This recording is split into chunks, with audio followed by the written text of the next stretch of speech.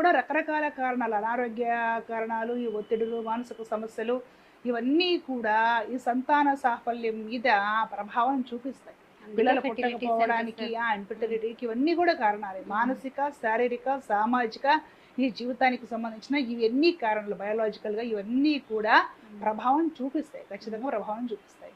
ఈ సంతాన సాఫల్య కేంద్రాలు పుట్టగొడుగులా వీధికొకటికి చూస్తున్నాం మనం. చిన్న అవును. చితక టౌన్స్‌లోనే ఉంటున్నాయి అవి. అవును. సిటీస్‌లో ఇంకా ఎక్కువే ఉంటాయి. అవును.